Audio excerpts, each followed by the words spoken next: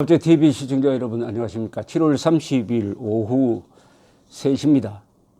지난 27일 청와대에서 열린 정군지휘관 회의에서 문재인 대통령은 국군 기무사령부의 계엄령 검토 문건 작성 행위에 대하여 불법적 일탈 행위라는 표현을 썼습니다. 불법적 일탈 행위다. 기무사의 세월호 유족 사찰과 계엄령 검토는 그 자체만으로 있을 수 없는 구시대적이고 불법적 일탈 행위다.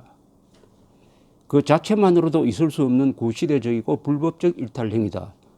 라고 이야기를 했습니다. 여기 대해서 자유한국당 수석대변인은 윤영석 의원은 삼권 분립을 무시하고 기무사 문건을 불법적이라고 규정하고 있다. 이러한 행태야말로 초법적 일탈 행위이다. 같은 날 국회 정보위 비공개 회의에서는 이석구 기무사령관과 문건 작성 실무자가 서로 엇갈린 주장을 펼쳤다. 이 사령관은 계엄 문건 실행 의지 있다고 봤다고 한 반면에 문건 작성자는 실행 회의도 비밀 지정도 안 해 대비 계획일 뿐이라고 했다. 대통령이 직접 나서 불법이라고 규정한 이상 특별수사단이 다른 결과를 내놓기는 힘들 것이다. 이에 자유한국당은 여야가 합의한 대로 특별수사단과 검찰의 수사 발표가 되는 즉시 청문회를 개최할 것이다. 국가 안보를 볼모로 삼아 권력에 붙어 개인의 입신양명과 이득을 보기 위해 국군을 팔아먹는 일부 정치군인들의 행태도 이 기회에 반드시 뿌리 뽑아야 한다. 참 서로가 험악한 이야기가 오고 가고 있습니다. 지금 국군을 두고 이렇게 험악한 말을 쓰는 나라는 이게 무슨 내전으로 가기 직전의 나라 같아요. 국군은 국가의 수호자 아닙니까? 국군을 이런 식으로 난도질하고 국군을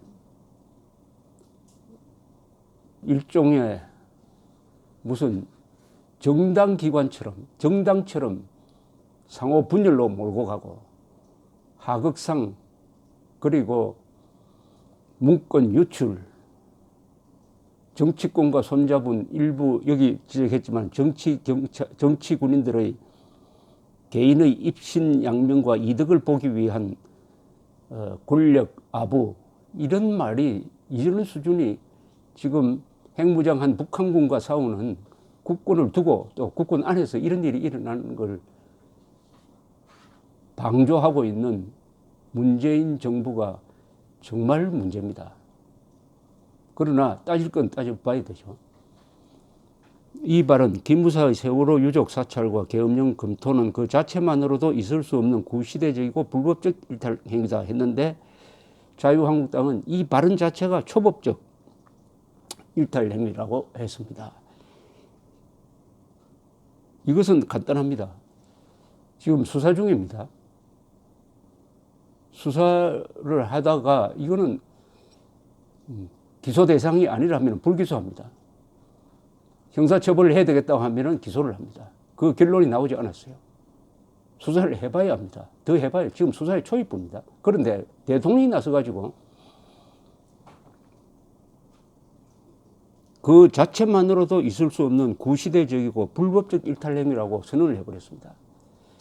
이것은 무슨 그 문건과 사실에 맞지 않습니다. 그 문건은 작년 탄핵 사태 때 태극기 집회 그리고 촛불 집회가 광화문에서 수십만의 군중을 동원하면서 격돌을 하고 탄핵 찬성 쪽에서 있는 촛불 집회에서는 기각되면 혁명이라는 말도 나오고 그 발언을 한 사람이 바로 문재인 대통령입니다. 당신은 국회의원입니다만 또 여기서는 태극기 집회에서는 뭐라고 하느냐 하면은 인용이 되면은 내란 사태로 갈 수도 있다. 이렇게 이야기를 하니까 이 기무부대에서는 이게 폭동화될 때 좀 준비를 해야 되는 거 아니냐.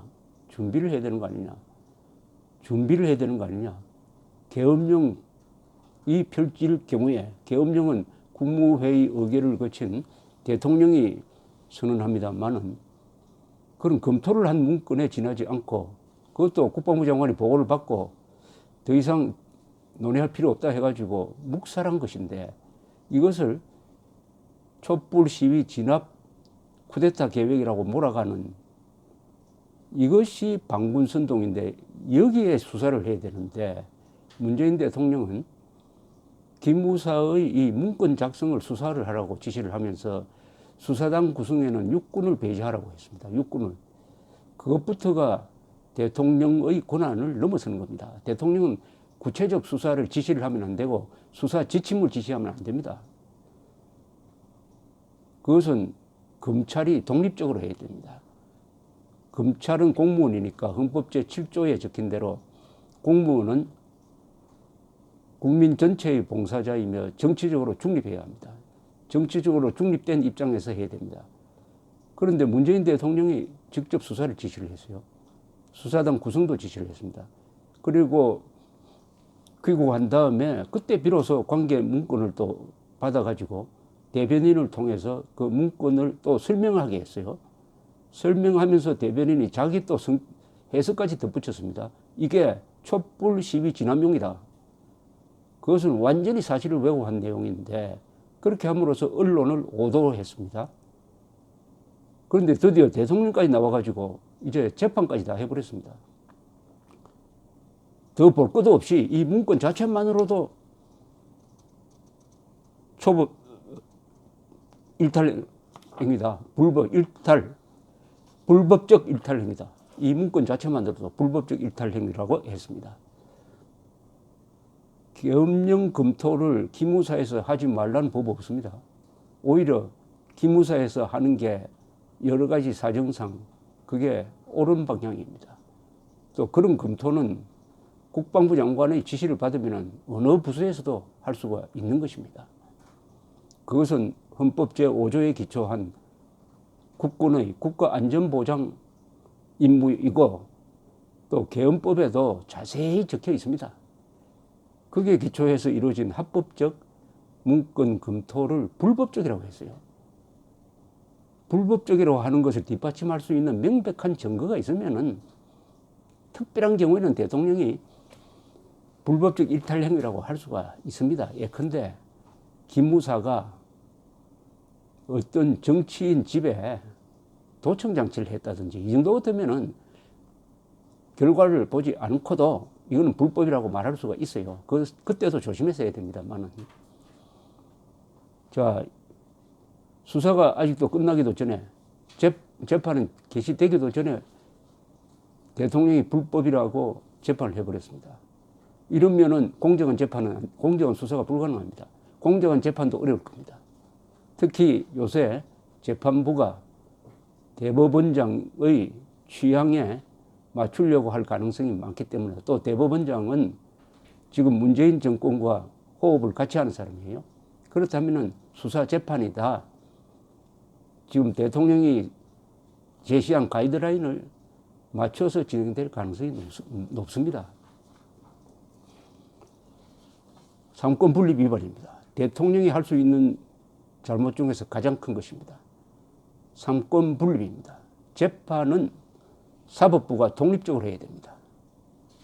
그 기능까지 대통령이 관여하면은 그 다음부터는 헌법 위반이고 그 다음에는 독재라는 소리를 듣게. 독재의 정의가 뭐냐면은 사법부의 독립을 훼손하고 언론 자유를 탄압하는 것. 이게 독재의 결정적인 조건이고 여기 하나 더 수사기관을 정치적 목적으로 이용하는 것. 이 세 개를 충족하면은 그건 독재입니다.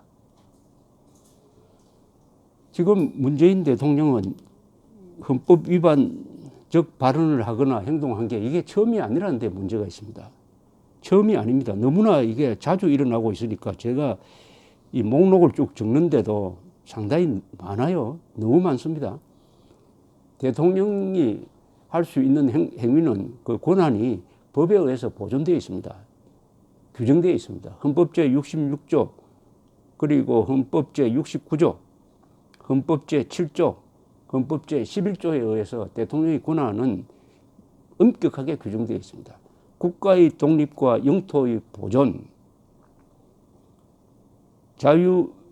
한반도 전체의 자유민주화를 위한 평화적 통일 노력,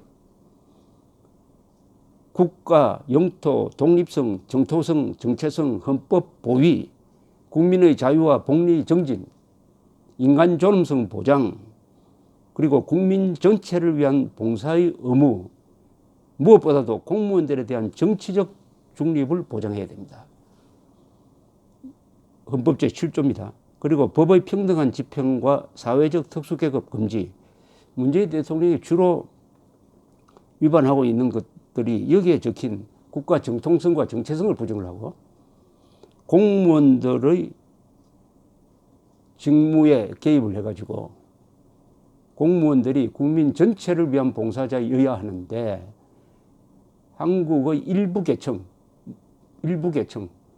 이 정권 지지 계층을 위한 봉사자로서의 역할을 하도록 공무원 집단을 몰아가는 그런 혐의, 또 어떤 계층에 대해서 법을 특별히 우대한다든지 특별히 차별하는 법 집행을 하는 것, 이런 것들이죠. 근데 1948년 건국을 부정하는 것은 국가와 헌법의 존립 근거인 대한민국의 민족사적 정통성과 민주적 정당성을 부정하는 겁니다. 우파 정부 반대 폭력 시위자, 반군 불법 시위 가담자에게 우호적이고 경찰, 국방부, 국정원, 보훈처의 치안 및 안보 직무 종사자에게 불리한 방향의 차별적 법 집행은 헌법 제7조, 헌법 제11조 위반입니다. 북한 노동당을 위하여 복무한 김일성주의자 신영복을 사상가로서 존경한다는 발언, 6.25는 내전이었다는 주장 등등은 대통령의 책무인 국가보위 위반에 해당될 수도 있습니다. 판사와 판결에 대한 공개적 간섭으로 사법부의 독립을 침해하는 경우도 있습니다. 적법 절차를 생략한 원전백지화, 이것도 헌법 위반에 속할 것입니다. 자, 이런 행동을 하는 중에서 이번에 가장 구체적으로 나타난 것이 검찰의 공정한 수사, 그리고 법원의 공정한 재판에 악영향을 미칠 수 있는 지난 27일의 이 발언입니다. 초법적 일탈행위라고 했는데 이건 점잖게 한 이야기고, 이 발언 자체가 불법적 일탈행위입니다. 불법적 일탈행위입니다. 대통령은 헌법이란 눈밖에 가질 것이 없다라는 이야기를 링컨이 했습니다. 대통령의 모든 행동을 규율하는 것은 헌법입니다. 헌법을 벗어나서는 단 한 발도 뗄 수 없는 것이 대통령이라는 자리입니다. 그 중에서 제1조를 꼽으라면 상권 분립을 존중하는 겁니다.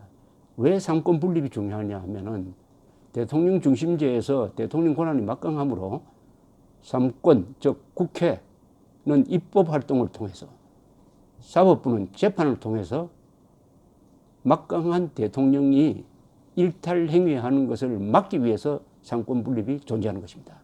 그런데 대통령이 먼저 불법이라고 선언을 해버렸습니다. 불법이라고. 그것을 뒷받침할 만한 객관적 증거를 아직 찾기도 전입니다. 그런데 이 사건에서 불법이라고 하면은 쿠데타 모의를 했다는 것이 될지도 모릅니다. 그렇게 되면은 잘못하면 무기징역 사형까지 내려야 할 중범죄가 되는 겁니다. 그러면은 아무 증거도 없는데, 쿠데타의 증거가 없는데 무고한 사람을 쿠데타 모의자로 몰면은 그 사람을 사형 무기로 처벌해야 된다는 이야기인데 얼마나 끔찍한 이야기입니까? 애국군인을 반란군인으로 몰아가지고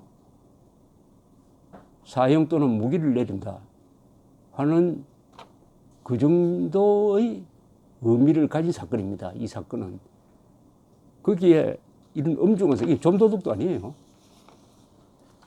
정권을 탈취하려는 계획을 세우느냐 안 했느냐 이겁니다. 바로 이 중대한 사건에서 문재인 대통령이 불법 행위라고 단정을 했습니다. 단정을. 이건 물릴 수가 없어요. 이 발언은. 다만 수사관과 재판부가 정신을 바짝 차려야죠. 헌법에 대통령의 말이 아니라 증거와 법에 따라서 그리고 양심에 따라서 수사하고 재판해야 대통령은 불법적 일탈 행위를 했지만은 판사, 검사는 맨정신을 가지고 헌법에 기초해가지고 공정한 수사, 공정한 재판을 했다. 그리하여 대한민국의 법치주의를 수호했다. 이렇게 기록되기를 바랍니다. 감사합니다.